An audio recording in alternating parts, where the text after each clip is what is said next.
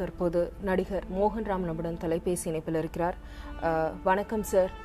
தற்போது ஆச்சி மனோரமாவின் மறைவு உங்களுக்கு தனிப்பட்ட முறையில் எத்தகைய தாக்கமா நீங்க பாக்குறீங்க? ரொம்ப பெரிய தாக்கம். என்னுடைய முதல் படம் இதயம், அதுல நான் ஒரு டாக்டர் வேஷம், அந்த டாக்டர் வேஷம் போடும் பொழுது அவங்க கூட காட்சி, அவங்க மகனா முரளி நடிப்பாரு. முரளிக்கு மாரடைப்பு வந்திருக்கு, இருந்தாலும் கவலைப்படாதீங்க குணப்படுத்திடலான்னு சொல்லணும்.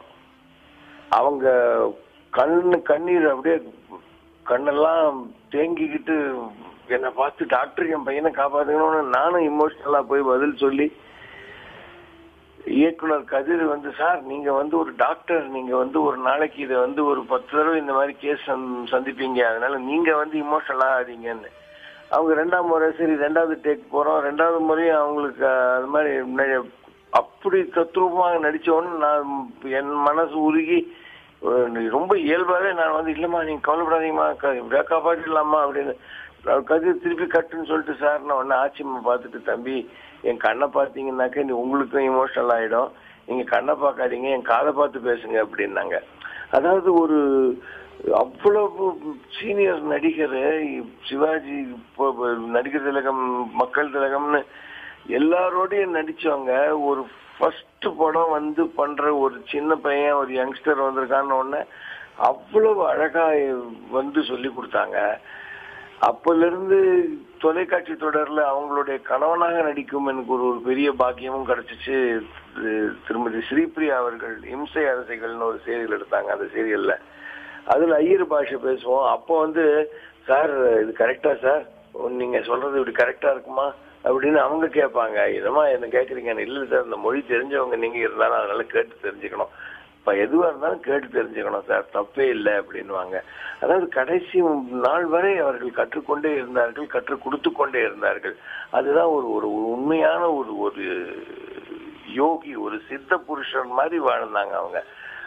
அந்த ஒரு மாபெரும் நடிகையை தமிழ் சினிமா, இந்திய சினிமா இழந்து விட்டது அப்படிங்கிறது என்னால பொறுத்துக்கவே முடியல.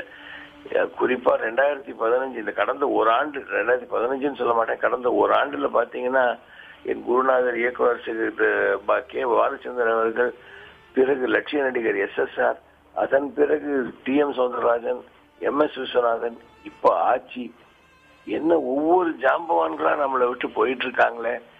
இந்த திரை உலகை அனாதையாக விட்டுட்டு போயிட்டு இருக்காங்களே. குறிப்பா எங்க நடிகர் சங்கத்தை, எங்க சங்கத்தை கட்டி காத்தவர்களில் ஆட்சிக்கு ஒரு பெரும் பொறுப்பு உண்டு. துணைத் தலைவராக பதவி வகித்தவர். எல்லாரும் போயிட்டு இருக்காங்களே அப்படின்னு கொஞ்சம் ஸ்தம்பிச்சு போயிட்டேன் நான் நைட்டு நியூஸ் கேட்டு. என்ன சொல்றது, என்ன பண்றது அப்படின்னு. அந்த லெவல்ல அதுவும் அவர்கள் ரொம்ப உணர்ச்சி வசப்படுவாங்க. சிவாஜி சார் போன போதும் சரி, பிறகு MSV சார், எல்லா நேரத்திலும் அப்படி ஒரு வருத்தப்படக்கூடிய ஒரு நபர் அவர். அவருக்கு இல்லைன்னா அப்புறம் அவங்களுக்கு எங்க போய் யார்கிட்ட என்னத்தை சொல்றது, என்ன வருத்தத்தை சொல்றது, அந்த மாதிரி ஒரு எங்க துக்கத்தை நாங்க தான் திரு மோகன்ராம், எப்படி நடிகர் திலகம் அவர்கள் நவராத்திரி திரைப்படத்தில் 9 வேடங்கள்ல நடித்தார், எந்த வேடம் போட்டாலும் அவருக்கு பொருந்தும் என்றெல்லாம் நாம பிரமிப்பா பேசுறோமோ, நடிகைகள்ல பார்க்கும்பொழுது அந்த பெயர் மனோரமா அவர்களுக்கு மட்டும்தான் பொருந்தும். இது வரைக்கும் அவங்க நடிக்காத கதாபாத்திரமே கிடையாது அப்படின்னு சொல்லக்கூடிய அளவிற்கு எல்லா கதாபாத்திரங்களையும் கச்சிதமாக பொருந்தியவர் மனோரமா அவர்கள். இந்த தனித்துவம் அவங்களுக்கு எங்கேந்து கிடைச்சது? எப்படி இது அவங்க கிட்ட என்ன ஸ்பெஷல்? அவங்க ஒரு ஈகோ பார்த்த ஒரு இதுக்குள்ள கொண்டு வரல. எந்த ஒரு ரோலுக்கும் மனோரமாவை அந்த கதாபாத்திரத்துக்குள் கொண்டு வரவில்லை, முயற்சிக்கவில்லை. கொண்டு வந்துட்டாங்க, பட் கொண்டு வர முயற்சிக்கவில்லை. அவங்க ஈகோ மைண்டுக்குள்ளேயே வச்சுக்காம அழகா அந்த பாத்திரத்துக்குள்ள இறங்கினதுனால அது திக்குவாய் பேசுற ஒரு நபரா இருக்கட்டும், இல்ல மெட்ராஸ் பாஷையில திரும்பி கவனு கடைன்னு சொல்ற ஒரு நபரா இருக்கட்டும், பாட்டி சொல்லி தட்டாதே பாட்டியா இருக்கட்டும், இப்படி சொல்லிக்கிட்டே போகலாம். என்ன ஜில் ஜில் ரமாமணி இருக்கட்டும், எதுலையுமே அவங்க வந்து அவங்களுடைய பர்ஃபார்மன்ஸ் அழகா கொண்டு வந்து அவங்க ஸ்டைல கொண்டு வந்து அந்த கதாபாத்திரத்துக்கு முத்திரை கொடுத்து ஒரு முத்தாய்ப்பு கொடுத்தாங்களே தவிர அந்த ஈகோவோட உள்ள வரல. ஒரு பர்சனாலிட்டியோட நான் ஒரு ஸ்டார், நான் என்னுடைய வந்து இதை வந்து அப்படிலாம் இல்லை. அந்த கதாபாத்திரத்துக்கு முக்கியத்துவத்தை கொடுத்து, அதனுடைய வசனத்துக்கு முக்கியத்துவத்தை கொடுத்து, அந்த தமிழுக்கு முக்கியத்துவம், அது என்ன தமிழ் அவனா இருக்கலாம். அந்த ஏவிஎம் படத்துல திரும்பி கம்முனு கடைன்னு வாங்கல, அந்த கம்முனு கடையை வந்து தெலுங்குல பண்ண போது அவங்களுடைய நண்பர் சவுகார் அவர்கள் வந்து கம்முனு கடைங்கிற வார்த்தை நான் ஆட்சி சொன்னதுல இருந்த எஃபெக்ட் வேற எதுலயுமே வரலையேன்னு சொல்லிட்டு தெலுங்குல ஒரு வாரம் தேடினாங்களா வார்த்தைக்கு. அவங்க வந்து அதுக்கு வார்த்தை கிடைச்சா நான் பண்றேன், இல்லாட்டா நான் இந்த ரோல் பண்ண மாட்டேன் அப்படின்னாங்களாம். நீங்க கம்முனு கடைன்னு ஆட்சி சொல்றதுக்கு எஃபெக்டிவா அந்த எஃபெக்ட் இருக்கிற மாதிரி எனக்கு ஒரு பஞ்ச் ஒரு லைன் கொடுங்க, அப்பதான் அது பண்ண முடியும். அந்த சீன் தான் ஹைலைட் சீன், அது பண்ணி ஆகணும்னாங்களாம். அவ்வளவு இன்ஸ்பயர் பண்ணவங்க. ஏன்னா அவங்க வந்து ஈகோ கொண்டு வரல, பர்சனாலிட்டி கொண்டு வரல. பர்சனாலிட்டி தானா வந்துச்சு, வராம இல்லை. ஒவ்வொரு கதாபாத்திரத்திலும் ஆட்சி தெரிவாங்க, பட் ஆட்சி தெரியவும் மாட்டாங்க. அதுதான் அதுல பியூட்டி. ஆட்சி அத்தனை கதாபாத்திரங்கள் பண்ணியிருக்காங்க. அரிதாரம் பூசிய அவதாரம் அப்படின்னு சொல்லக்கூடிய அளவிற்கு, புகழக்கூடிய அளவிற்கு அத்தனை கதாபாத்திரங்கள் பண்ணியிருக்காங்க. பர்சனலா உங்களுக்கு ரொம்ப பிடித்த, நீங்க ரொம்ப ரசிச்சு வியந்த கதாபாத்திரம் இது? அப்படி பிரிச்சு பேசக்கூடாதுங்க. ஏன்னா ஒவ்வொரு கதாபாத்திரமும் வெவ்வேறு மாதிரி பண்ணியிருப்பாங்க.